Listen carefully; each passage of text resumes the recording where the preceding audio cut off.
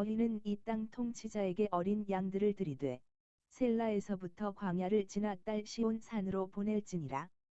모압이 딸들은 아르논 나루에서 떠다니는 새 같고 보금자리에서 흩어진 새 새끼 같을 것이라.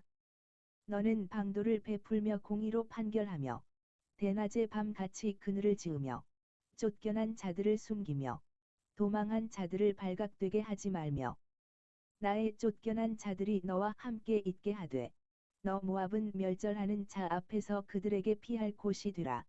대저 토색하는 자가 망하였고 멸절하는 자가 그쳤고 압제하는 자가 이 땅에서 멸절하였으며 다윗의 장막에 인자함으로 왕위가 굳게 설 것이요 그 위에 앉을 자는 충실함으로 판결하며 정의를 구하며 공의를 신속히 행하리라. 우리가 모압이 교만을 들었나니 심히 교만하도다. 그가 거만하며 교만하며 분노함도 들었거니와 그의 자랑이 헛되도다. 그러므로 모압이 모압을 위하여 통곡하되 다 통곡하며 기랄에셋 건포도 떡을 위하여 그들이 슬퍼하며 심히 근심하리니 이는 헤스본의 밭과 신마의 포도나무가 말랐음이라. 전에는 그 가지가 야셀에 미쳐 광야에 이르고 그 싹이 자라서 바다를 건넜더니 이제 열국의 주권자들이 그 좋은 가지를 꺾었도다. 그러므로 내가 야셀의 울음처럼 신마의 포도나무를 위하여 올리라. 헤스본이여 엘르알레여 내 눈물로 너를 적시리니 너의 여름실과 내 농작물의 즐거운 소리가 그쳤음이라. 즐거움과 기쁨이 기름진 밭에서 떠났고 포도원에는 노래와 즐거운 소리가 없어지겠고 틀에는 포도를 밟을 사람이 없으리니 이는 내가 즐거운 소리를 그치게 하였음이라. 이러므로 내 마음이 모압을 위하여 수금같이 소리를 발하며 내 창자가 기랄에셋을 위하여 그러하도다. 모압이 그 산당에서 피곤하도록 봉사하며 자기 성소에 나아가서 기도할지라도 소용없으리로다. 이는 여호와께서 오래 전부터 모압을 들어 하신 말씀이거니와 이제 여호와께서 말씀하여 이르시되 품꾼의 정한 해와 같이 3년 내에 모압이 영화와 그 큰 무리가 능욕을 당할지라. 그 남은 수가 심히 적어 보잘것없이 되리라 하시도다. 아멘.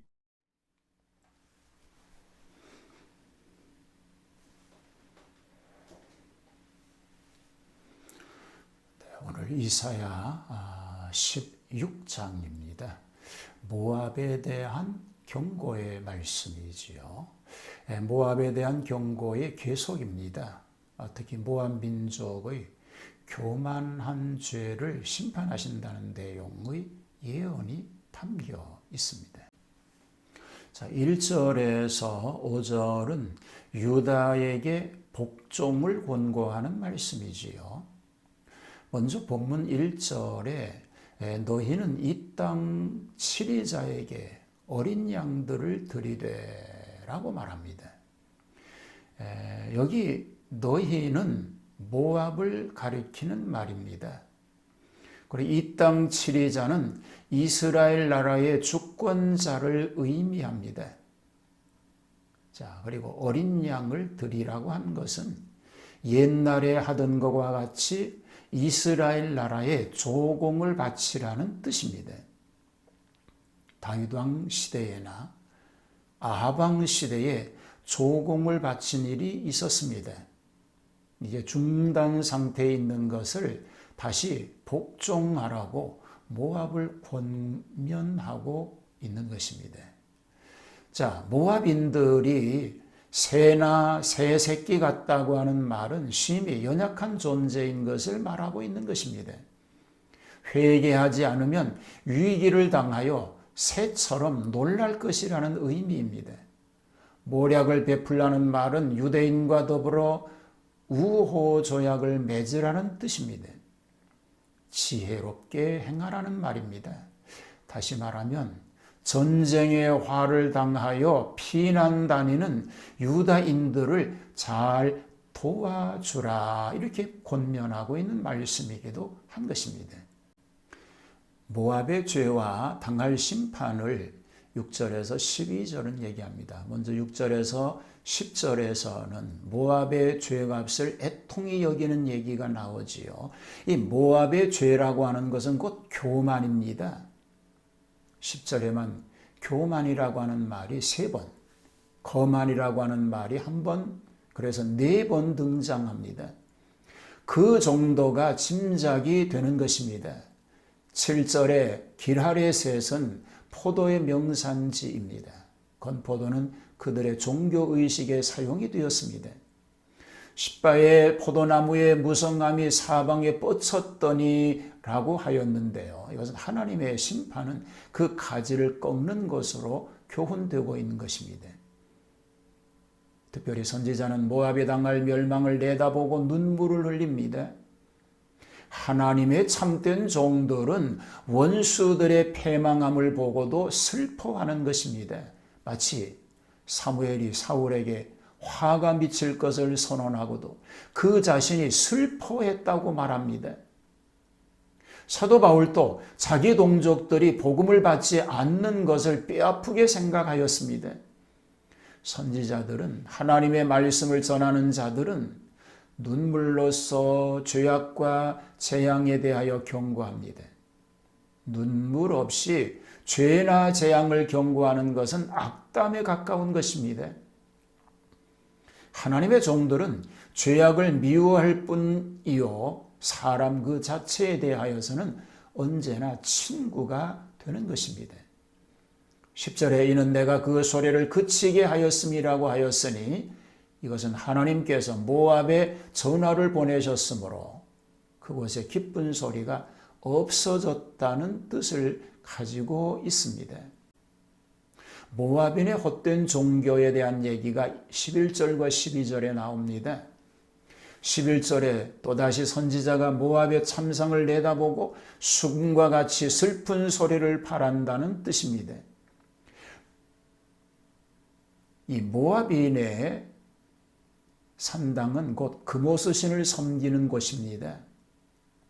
이는 몸을 괴롭게 하는 것으로 경건을 일삼습니다. 즉 일종의 고행주의인 것입니다. 피곤하도록 봉사한다는 것이 이것을 뜻합니다. 심지어는 자기 자식을 번제물로 드리는 일까지 하였습니다. 그러나 아무 효력이 없습니다.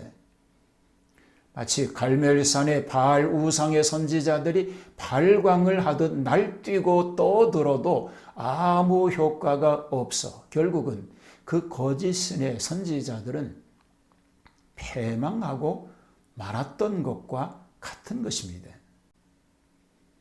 3년 안에 망하리라고 말하지요.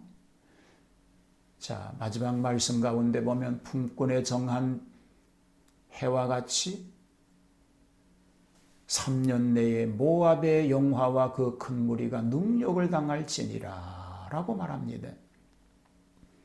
자, 품꾼에 정한 해는 가감이 없이 일정하여 고정되어 있음을 뜻합니다. 이것은 모압이 바벨론으로 인하여 패망할 것을 말하고 있는 말씀입니다. 3년 내라고 하는 말이 문자 그대로 3년이라고 하기보다는 멀지 않은 장래를 의미한다라고 보아야 할 것입니다. 하나님의 진노를 멈추어야 하고 그러기 위해서는 우리는 바른 신앙을 가지고 있어야 하는 것입니다. 이런 신앙인으로 하나님 앞에 온전함으로 설 수 있게 되기를 주님의 이름으로 축복합니다. 하나님 아버지, 하나님의 진노를 멈추게 하여 주시고 저희로 하여금 바른 신앙으로 살아가도록 함께하여 주시옵소서. 하나님, 이 땅에 내려진 코로나의 위협이 이제는 끝나게 하시고 하나님의 백성들이 하나님 앞에 온전함으로 섬으로 인하여 하나님의 영광이 드러나게 하여 주시옵소서. 오늘도 우리를 지키시는 주님의 은혜가 우리 가족 모두를 지키심으로 복된 가문 되게 하여 주옵소서. 예수님 이름으로 기도하옵나이다. 아멘.